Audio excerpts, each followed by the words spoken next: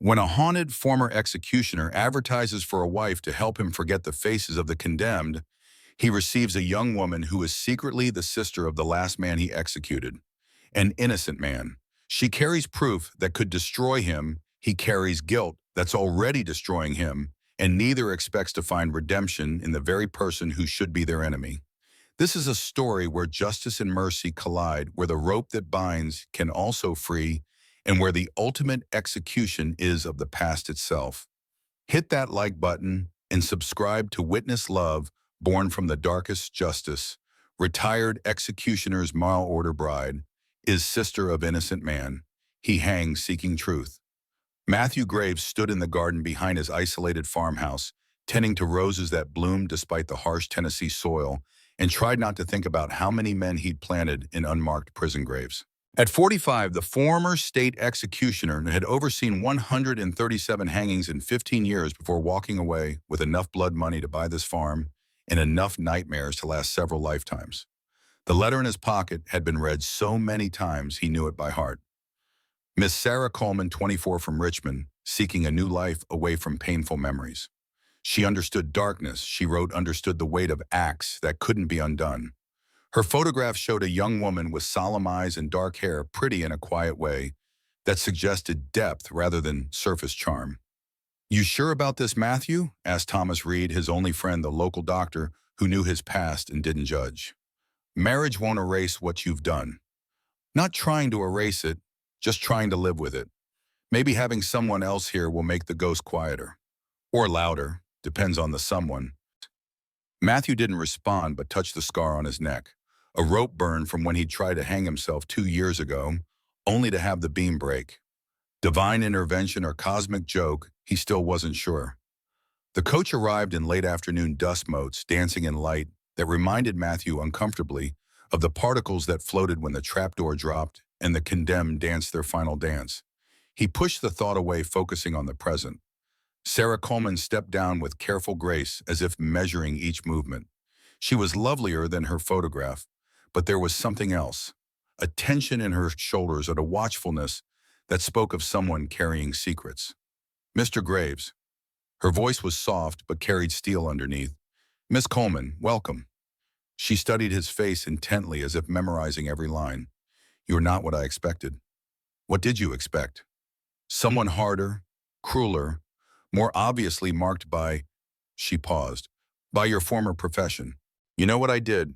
Everyone knows. Matthew Graves, the gentle executioner. They say you were kind to the condemned, that you made it quick." "Death is death, Miss Coleman. Quick or slow, the result is the same. Is it surely mercy in the method matters? Tell that to the dead." They looked at each other, two people dancing around truths neither was ready to speak. The farmhouse was modest but well kept. Matthew had prepared the best bedroom for his bride, filling it with furniture he'd built himself, his attempt to create rather than destroy. "It's peaceful here," Sarah observed, looking out at the fields. "That was the idea. Far enough from town that people don't visit. Close enough that I can get supplies."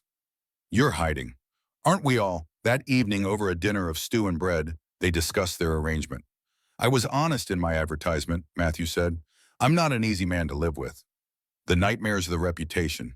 People will shun you for associating with me." "I'm used to being shunned." "Why?" Sarah was quiet for a long moment. "My brother was hanged for murder 3 years ago. Innocent, but hanged anyway. The family of an executed man carries that stain." Matthew's blood chilled. 3 years ago. He'd only performed a handful of executions that year before retiring. "What was your brother's name?" James Coleman." The name hit Matthew like a physical blow. James Coleman, 21 years old, convicted of killing a merchant in Richmond, had sworn to his innocence to the end. Matthew had placed the noose around his neck, had felt him tremble, had heard his last words, "Tell my sister I'm sorry I couldn't come home." "You knew him," Sarah said, watching his face. Yes, I executed James Coleman on March 15th, 3 years ago." "I know." The words hung between them like a noose. Matthew stood abruptly, his chair scraping against the floor. "You came here knowing why to kill me. If I wanted you dead, you'd already be so.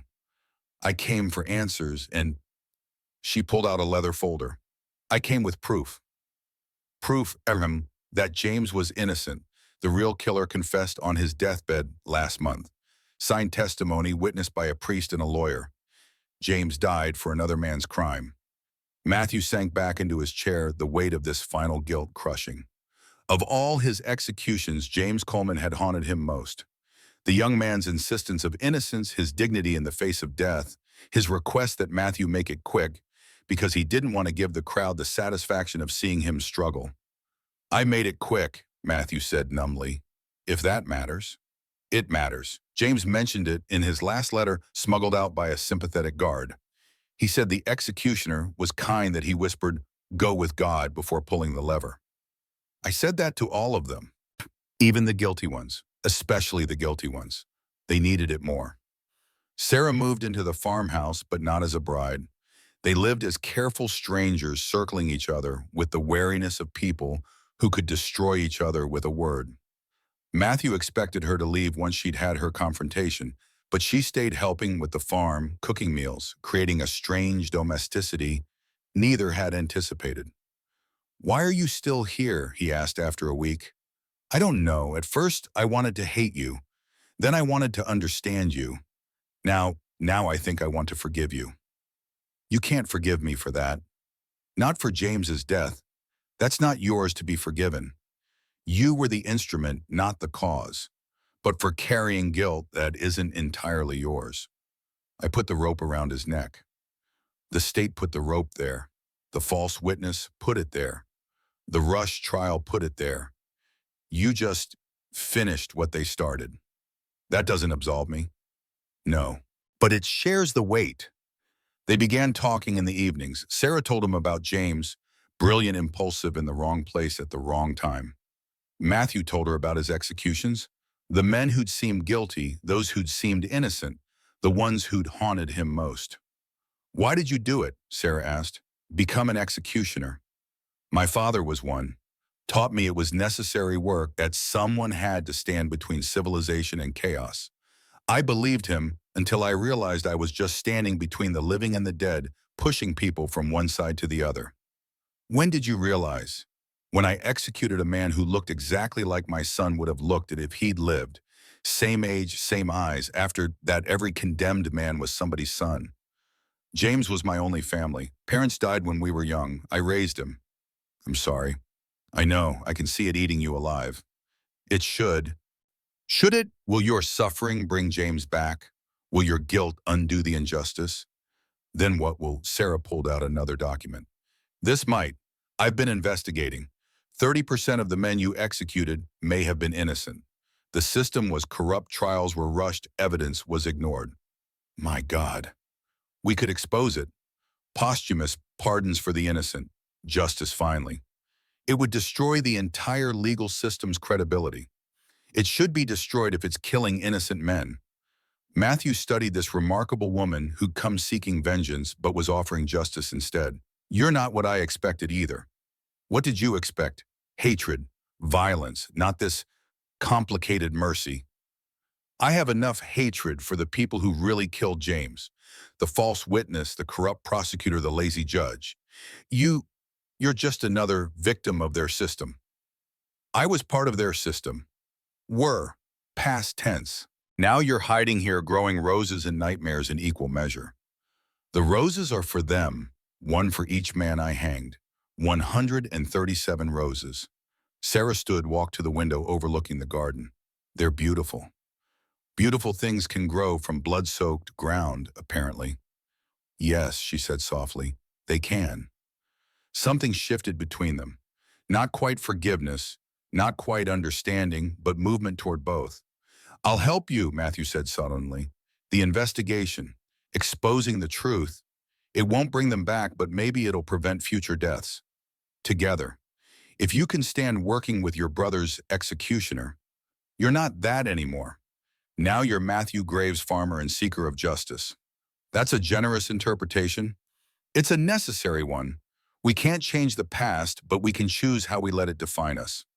They worked through the summer and into fall, documenting cases, interviewing witnesses, building an ironclad case of systemic injustice. The work brought them closer, shared purpose, bridging the gap between them. One evening after a breakthrough in a particularly difficult case, Sarah impulsively kissed Matthew's cheek. Both froze. Fun. "I'm sorry," Sarah began. "Don't be. I don't deserve kindness from you. Maybe that's exactly why you need it." "Sarah, I killed your brother.